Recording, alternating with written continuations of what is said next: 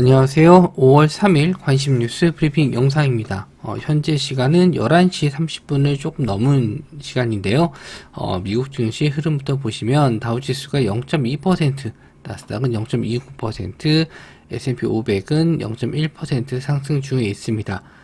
장 초반에 갭상승으로 출발했던 지수가 좀 조정폭을 키우면서 하락하고 있는데, 그래도 다행히 전일 종가는 아직은 깨지 않고 버텨주고 있습니다. 일단 분봉상으로 잠깐 보시면 이렇게 전일 종가를 지지하고 좀 올라오고는 있는데, 이렇게 강하게 반등은 좀 안 나오고 있는데, 새벽에 이제 우리나라 시간으로 아침에 애플의 실적 발표가 있습니다. 그거까지는 또 나와봐야 알 것 같고요. 요거는 개장을 장 마감해 봐야 정확하게 알 수 있을 것 같습니다.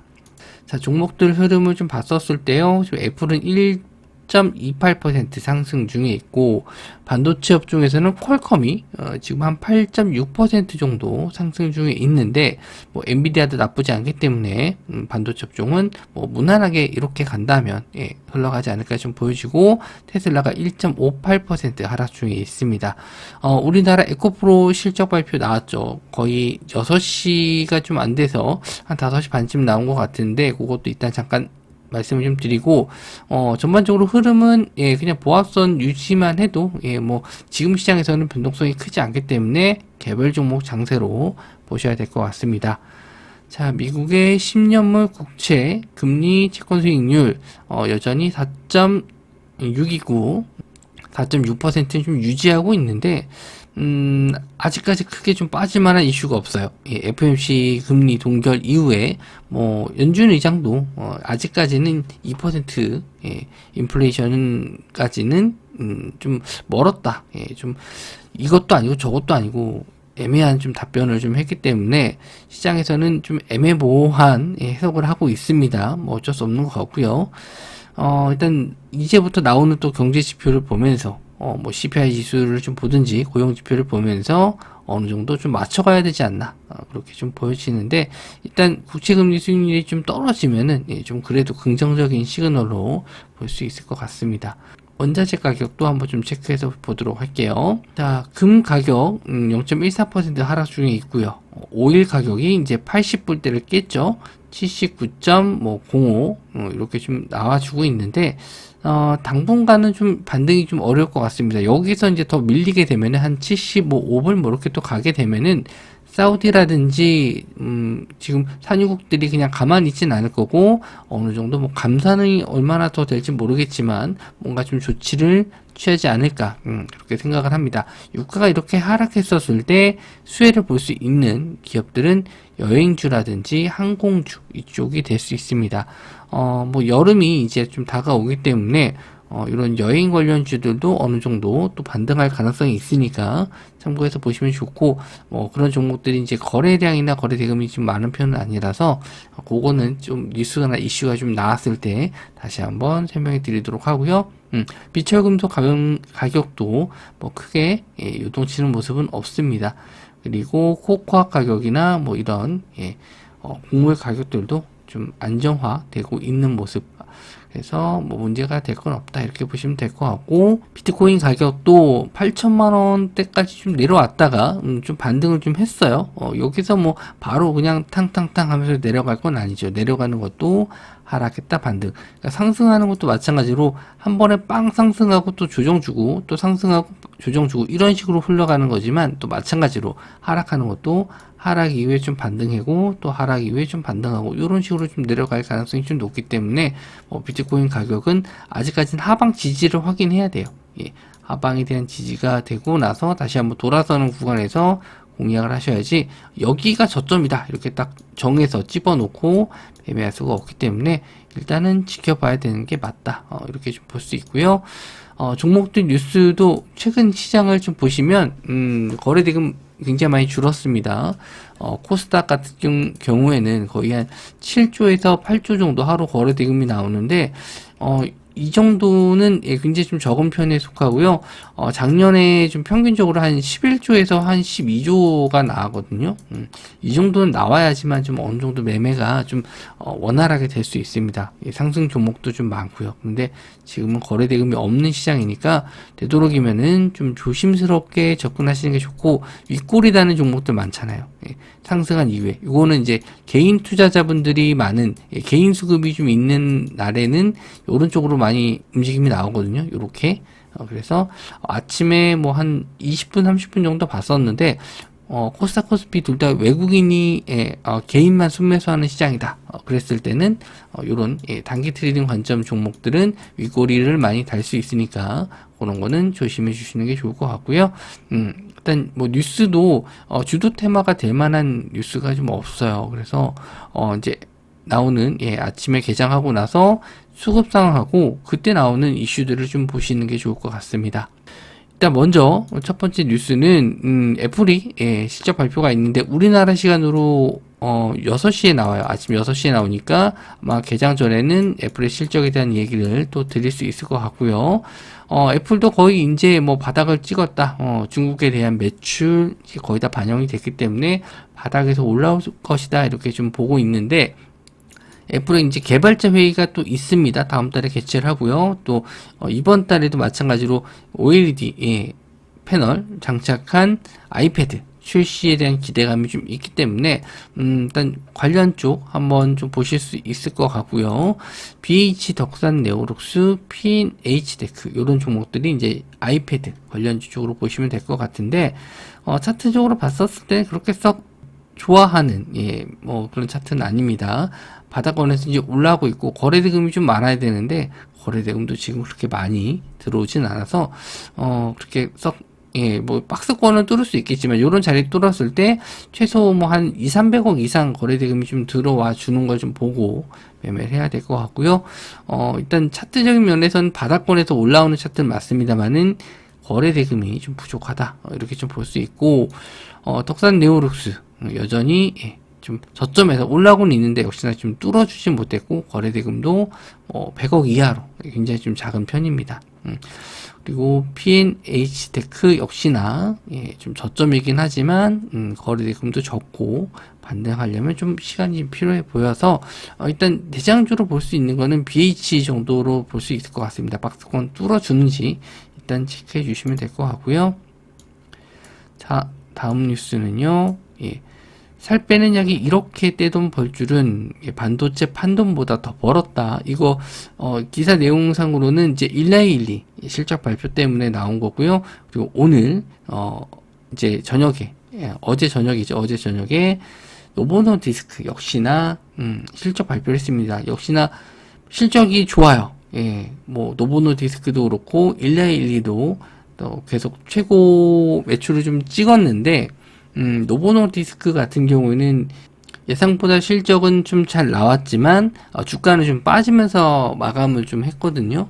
그래서 만약에 우리나라에도 기사 내용이 들어간다면 비만 치료제 관련주 쪽에 상승이 좀 나올 수 있겠지만 노보노디스크라든지 1912 요거 장 마감 후에 어떻게 되는지 좀 봐야겠지만 하락 마감했다라고 했으면은 요런 종목들은 못 갈 수도 있습니다. 일단 비만 치료제 관련주 쪽은 뭐 앞으로는 또 추가적인 상승도 가능하다고 보는 게 아무래도 수요보다는 공급보다는 수요가 더 많은 상황이기 때문에 조금 더 지켜보셔도 좋을 것 같아요. D&D 파마텍이 전일 신규 상장을 했고요. 그리고 펩트론, 한국 BNC 제가 좀 좋아하는 비만 치료제 관련주라서 일단은 체크를 해봤습니다. 요 종목은 일단 장 초반에 좀 상승세를 좀 보여주다가 그냥 쭉 미끄러져서 마감을 했는데 시간 외로는 한 7% 정도 상승을 했어요. 그래서 39,150원 이렇게 좀 마감을 했습니다. 4만원대 일단 저항 자리를 뚫고 안착을 하게 되면은 요런 자리는 이제 지지선 자리를 볼 수 있을 것 같습니다. 갭이 떴기 때문에 이제 요런 구간이 지지가 나와야지만 추가적인 상승이 가능하다. 그래서 아침 초반부터 너무 빨리 접근하시기보다는 일단은 상승 이후에 시가 자리를 지지하는지 보고 들어가셔도 늦지 않습니다. 신규 상장주기 때문에 상당히 좀 리스크가 커요. 대신에 또 하이 리턴 될 수 있다는 점. 그래서 D&D 파마 파마텍이죠. 자꾸 택을 빼먹네요. D&D 파마텍 비만 치료제, 이건 경구용 치료제로 좀 보실 수 있어요. 그리고 펩트론, 펩트론도 전일 박스권 자리를 뚫고 갭상승으로 떴는데 고점에서 밀렸습니다. 하지만 시가 자리를 지지하면서 잘 버텨주는 모습. 거래 대금도 한 300억이 좀 안 되는데, 이제 오늘 같은 경우에 요 고점 자리를 뚫어주면서 한 500억 이상 거래 대금 터져주면은 이제 추세 다시 한번 나올 가능성이 좀 있습니다. 뭐, 그거는 결과를 나와봐야 알겠죠. 자, 그리고 한국 BNC. 한국 BNC는, 역시나 갭상승으로 떴는데, 눌림은 좀 줬어요. 그래서 요거를 좀 돌리려면은, 여기 시가를 뛰어넘는, 양봉으로 뛰어넘거나 일단 이 저점을 깨지 않는 게 중요한 겁니다. 당장 뭐 오늘 이거를 넘지 않아도 상관없는데 요 저점을 좀 깨고 내려가면은 다시 한번 하방 지지선을 확인할 수 있기 때문에 이 종목은 이제 한국 BNC를 공략을 하실 거면 요 자리를 깨지 않아야 된다는 점. 이걸 바로 뚫으면 빠르게 좀 올라갈 수 있겠지만 뭐 급하게 안 보셔도 돼요. 여기서 이런 시가 자리를 뚫고 다시 한번 올라가게 되면은 직전 저항대를 확인할 수 있다. 이렇게 보시면 될 것 같네요. 자, 전기차 캐즘 직격탄이다. 에코프로 아까 실적 발표 말씀 좀 드렸는데 계열사들이 실적 줄줄이 악화됐다. 저도 뭐 이런 말은 잘 쓰진 않는데 수요 둔화 캐즘 여파가 양극재, 전구체 업체에 비치면서 주요 계열사들의 실적이 일제히 악화했다. 이렇게 발표가 나왔고요. 에코프로 같은 경우에는 매출액 1조 206억 원, 그리고 영업 손실이 298억 원 나왔다고 공시했고요.